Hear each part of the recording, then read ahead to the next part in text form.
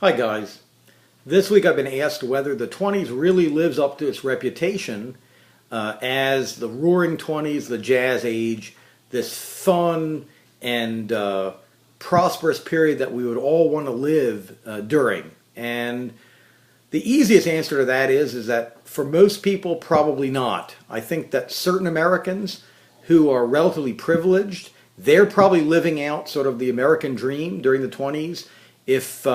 If you're tapping into the new wealth that's being generated during the economic boom, during that period, maybe you're earning a lot of money and you're buying a new car and a new house and purchasing your new yacht or buying mink coats or whatever. But the average American sees flat wages during the 20s. Most people are not splurging. If they are buying a lot of new appliances or new possessions, in many cases that's a result of credit, not actual earned income. And as many of you know from this week's readings, that comes back to haunt many people, that late in the decade, many folks have overextended themselves. They can no longer keep buying consumer goods. They have to cut back, and then the overall economy begins to slow down.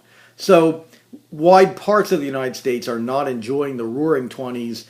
If you live in rural America, farmers are struggling. Many of them are starting to see their farms foreclosed upon. So the farm depression of the 1920s is a harbinger of the Great Depression that's going to come.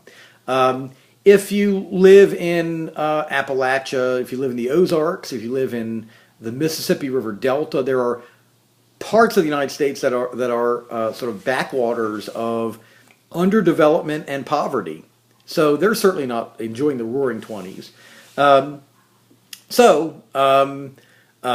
The theory of the 20s that indicated that wealth would trickle down from people at the top to people below simply wasn't fulfilled in reality. And some of the reasons I think that we have the image that we have of the 20s has to do with the literature that was generated during the period and immediately afterwards.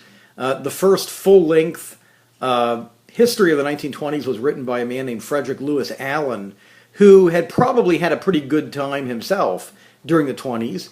And he's writing about the decade from the perspective of the pit of the Great Depression. So Allen is looking back at the 20s in a time period of despair. And of course, then by comparison, the 1920s is going to seem to be wonderful.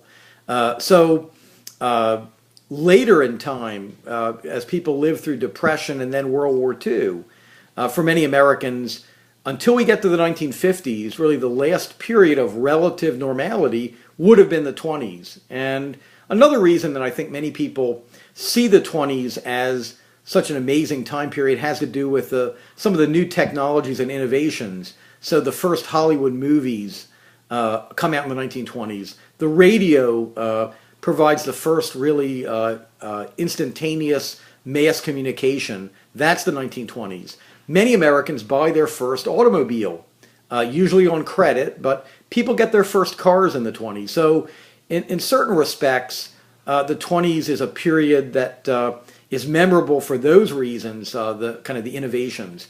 Also, women in the 20s experience sort of a period of liberation. Women vote for the first time. Women cast off the restrictions of Victorian America, and many women cut their hair short and for the first time sort of go out as women without men escorting them to have a drink in a local bar or to watch a movie or to entertain themselves. So there's a lot of freedom associated with the 1920s for women. But overall, I think that that roaring 20s stereotype is just that. It's a stereotype. There's some truth to it, but maybe the reality for a lot of other people is less exciting and sort of more down to earth. So have a great weekend, and I will talk to you folks later.